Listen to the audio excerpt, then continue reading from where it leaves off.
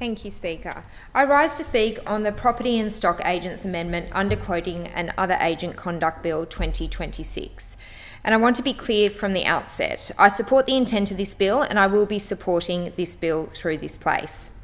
The people of New South Wales and Pittwater deserve a property market that is transparent and fair, particularly in the current cost of living crisis where people are desperately attempting to buy homes whilst often working diligently, raising families and feeling very, very stressed. They deserve to turn up and invest time and money in assessing properties that they want to buy and that they actually have an actual chance of buying those properties.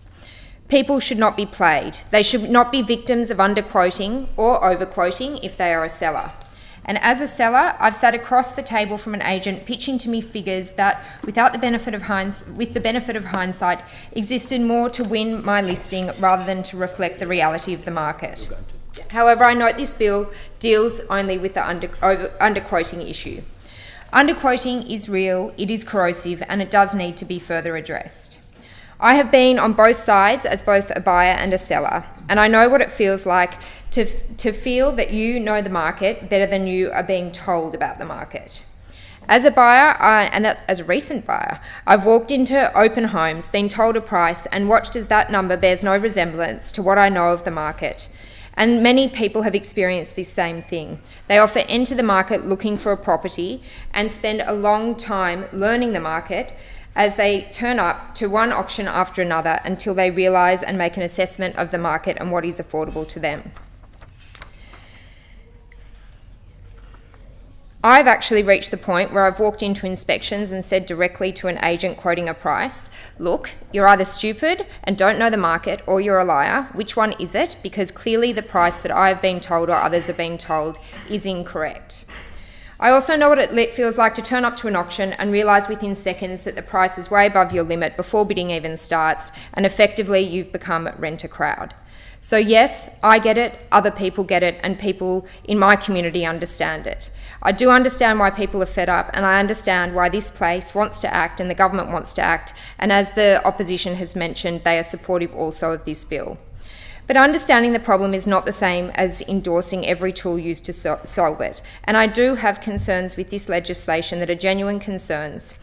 I note in particular the focus is on making many penalties heavier for offences that already exist, and with a focus on compliance, but maybe not so much a focus on understanding reasonableness to those agents who are running sometimes small businesses. This bill introduces some of much needed transparency reforms and provides detail and explicitly requires prices quoted equals the price of the market. It strengthens the underquoting framework with new price range rules, a mandatory statement of information and compulsory advertised price in listings and advertisements, prices that people can rely on, and this is a very good thing. It significantly increases maximum penalties, in many cases fivefold, from 100 to 500 penalty units or from 200 units to 1,000 penalty units, across a range of existing and new offences. It introduces new disciplinary powers, monetary penalties, public shaming orders, requirements to engage independent valuers at an agent's cost.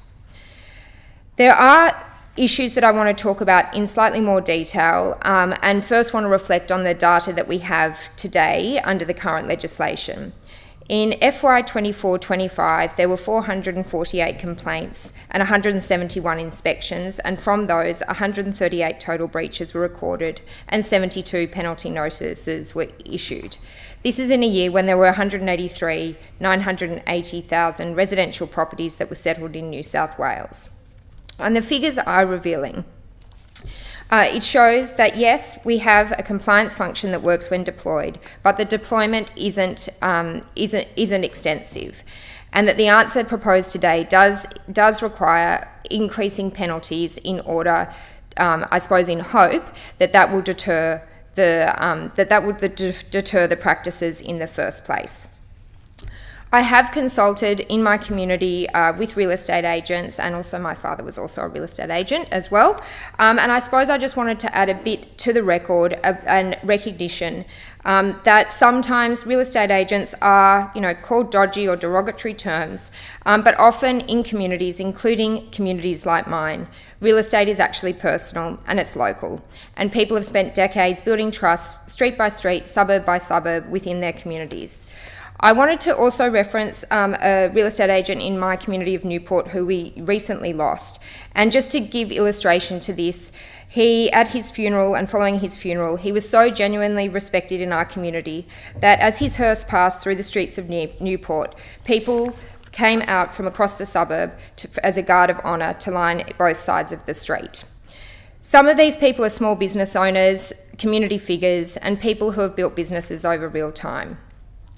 And so I just wanted to add this nuance to the debate to recognise that having fair trading coming in, and yes, I completely support these laws and don't agree with underquoting or overquoting, and do agree they need to be enforced, but wanted to also acknowledge that this is a lot of red tape for a small business, and with increased penalties, we should be aware that there are real people and real staff that have to follow practice in a market that's also rapidly changing. I wanted to also highlight a concern around junior agents, and my understanding is that many junior agents in New South Wales often work under employment structures where their commission is directly tied to their base salary and that they need to effectively pay off their base salary in commissions.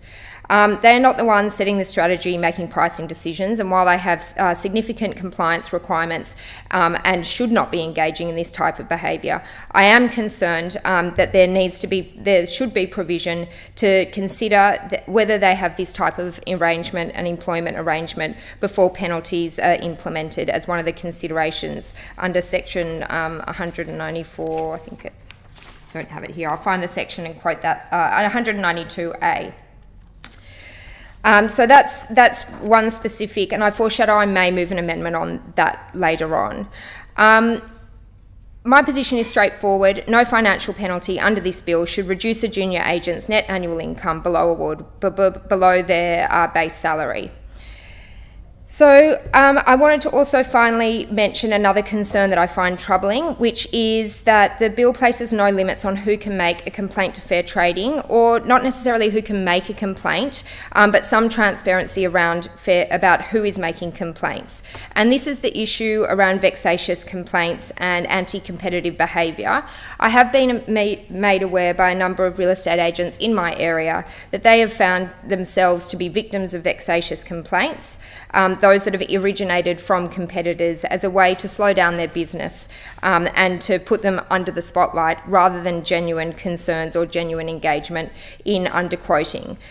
So I do think there needs to be more transparency or mechanisms in order to deter that behaviour.